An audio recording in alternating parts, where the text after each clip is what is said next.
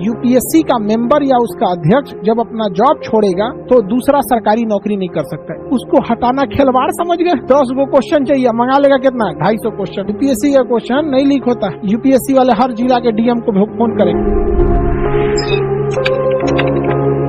UPSC के जो अध्यक्ष होते हैं ये सेना के कोई बहुत बड़े अधिकारी होते हैं या पहले से कोई ईमानदार आईएएस अधिकारी को ही प्रमोट करके क्या बनाया जाता है? यूपीएससी का चीफ बना दिया जाता है। क्या बना दिया जाता है? यूपीएससी का चीफ हेड बना दिया जाता है। अब वो अपने अंडर में कई अन्य यूपीएससी मेंबर को रखता है, वो उसके नीचे कुछ क्वेश्चन सेट करने वाले को रखते हैं। अब वो लोग क्वेश्चन डिजाइन करते हैं। सपोज करिए कि कोई क्वेश्चन यूपीएससी में 15 क्वेश्चन पॉलिटी का पूछना है। 15 क्वेश्चन किसका पूछना है? पॉलिटी का। तो अब ये यूपीएससी वाले क्या कहेंगे, जितने सेंट्रल यूनिवर्सिटी हैं, जैसे जेएनयू है, डीयू है, इलाहाबाद यूनिवर्सिटी है, साउथ की कुछ यूनिवर्सिटी हो गई, असम की, उड़ीसा की, बिहार की, झारखंड, राजस्थान, गुजरात, महाराष्ट्र, छत्तीसगढ़, सारे यूनिवर्सिटी को बोलेंगे लोग, भैया देखो प्रोफेसर कौन कौन हो, एगो क्वेश्चन सेट करके दो। अब 10 गो क्वेश्चन चाहिए, अब मंगा लेगा लोग, ये लोग 250 क्वेश्चन। 10 गो क्वेश्चन चाहिए, अब मंगा लेगा कितना? 250 क्वेश्चन। अब हो सकता है कि किस प्रोफेसर से मंगाया, किससे नहीं मंगाया, किसी को नहीं पता है। अब जैसे आप बड़े यूनिवर्सिटी में जाएंगे तो एक ही सब्जेक्ट के 4-5 गो प्रोफेसर रहते हैं, उसमें एक हेड ऑफ डिपार्टमेंट होता है, एचओडी। अब उसके बाद ये लोग डिसाइड करेंगे इस 250 में से कै गो 10 गो को डाला जाए क्वेश्चन। तो ऐसा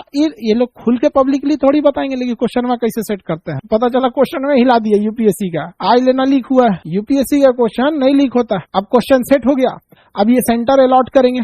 यूपीएससी वाले हर जिला के डीएम को फोन करेंगे, मेरा 16 तारीख को एग्जाम है, सेंटर खाली रहना चाहिए। डीएम को कह देंगे तुम यूपीएससी से गया है, 16 तारीख को हमको सेंटर खाली करके दो, स्कूल इतना तुम्हारे जिला में चाहिए। वो स्कूल खाली करके दे देगा।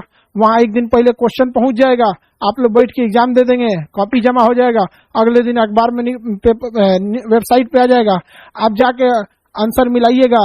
उसके घर फोन करेगा, मम्मी तबीयत न खराब हो गया था, इस बार गड़बड़ा गया थोड़ा सा, 2 नंबर से गड़बड़ हुए हैं। जितना खचरा बोलता है ऐसे 2 नंबर से गड़बड़ हुए हैं, बहुत ही ज्यादा नंबर से गड़बड़ हुआ रहता है। ये 2 नंबर बहाना है। समझ में आ गया कि नहीं आ गया?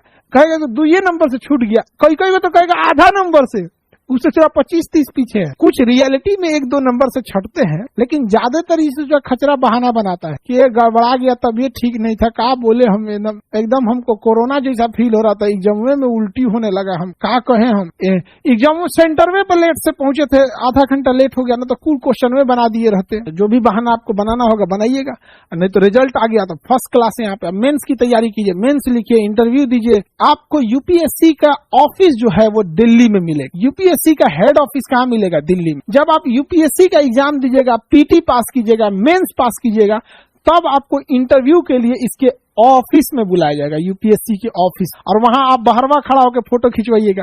क्या पता कि एक बार तो इंटरव्यू में पहुंच गए, अगली बार पीटी भी पास हो पाएंगे कि नहीं। बहुत बार ऐसा आप लोग को कभी मिलवाएंगे। एक मतलब अभी सर्विंग आईपीएस है, इंडियन पुलिस सर्विस आईएएस, अभी तो ट्रेनिंग में, तो अभी वो जॉब सर्विस में है वो बंदा, इंडियन पुलिस सर्विस आईपीएस में अभी ट्रेनिंग में है, और यूपीएससी का पीटी ने निकला। उसने दोबारा भरा कि इस बार हमको मेहनत करना है और जम के पढ़ना है और डीएम निकालना है, आईपीएस से उठा के डीएम, पीटी न निकला। अब सोच सकते हैं कि उस आदमी से पीटी नहीं निकला तो यूपीएससी कितना टफ एग्जाम लेती। इसलिए यूपीएससी को हल्के में नहीं ले सकते, कभी मिलवाएंगे ट्रेनिंग वगैरह खत्म होता आप लोगों से। तो यूपीएससी काफी चैलेंजिंग एग्जाम हो जाता। आगे बढ़ जा, यूपीएससी के अगर अध्यक्ष है, जो यूपीएससी का कौन है? अध्यक्ष।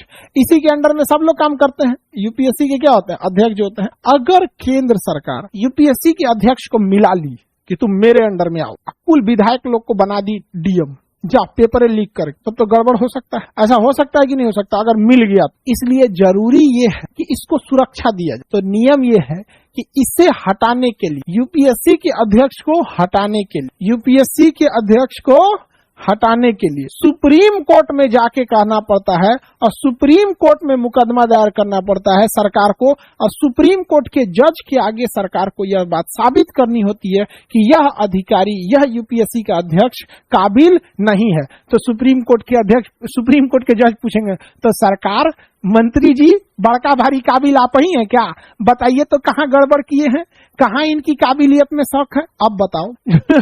यूपीएससी का जो एग्जाम दिया होगा वही ना डीएम और एसपी बना होगा, और जो 10 साल या 20 साल 30 साल डीएम एसपी के पद पर रहा होगा तब जाके उसको जिला से हटा के कमिश्नरी दिया गया होगा, सचिवालय दिया गया होगा, सेंट्रल डिपार्टमेंट दिया गया होगा, आईबी हुआ होगा या फिर बीएसएफ में दिया गया होगा। इधर उधर घुमाने के बाद में प्रमोशन ले आके आईपीएस उसको बनाए होंगे यूपीएससी का अध्यक्ष, यूपीएससी का उसको हटाना खिलवाड़ समझ गए। अरे एक तो नयका आईपीएस आपको सुना देगा बढ़िया से, तू तो वो हटने वाला है। सुप्रीम कोर्ट तो बढ़िया बढ़िया लोग का बुखार उतार देता है।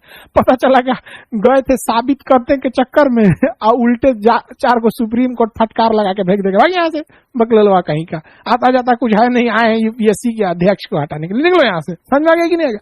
सुप्रीम कोर्ट बढ़िया बढ़िया लोग को उनको हैसियत दिखा देता है सुप्रीम कोर्ट, उसके आगे सुप्रीम कोर्ट के आगे किसी का नहीं चलता है।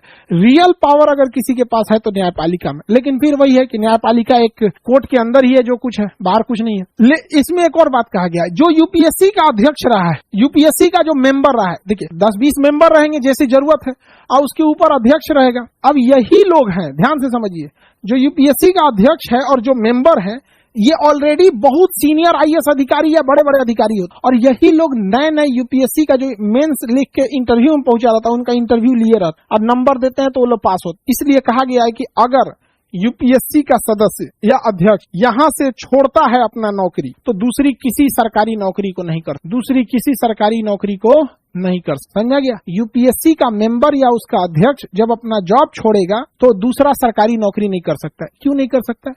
आज ये बताइए, यूपीएससी का उच्च अध्यक्ष है, वो ही इंटरव्यू लिया है तो नंबर अच्छा दिया है तो कोई डीएम बना है, नंबर थोड़ा सा कम दिया है तो आईपीएस बना है, थोड़ा सा इसे दिया ये बना है। अब पता चला वो नौकरी छोड़ के कहीं एसएससी का नौकरी कर रहा है तो कभी कोनो डीएम घूमते फिरते आएगा तो कहेगा अरे सर आप ही तो मेरा इंटरव्यू लिए थे, यहाँ क्या कर रहे हैं? खराब नहीं लगेगा जी उसको? अरे भाई उसको कितना खराब लगेगा? समझ में आया कि नहीं आ गया? तो इसलिए कहा गया है कि यूपीएससी का जो अध्यक्ष होता है और उसके मेंबर ये रिटायरमेंट या जॉब छोड़ने के बाद दूसरा सरकारी नौकरी नहीं कर, प्राइवेट जॉब तो कर ही सकते हैं।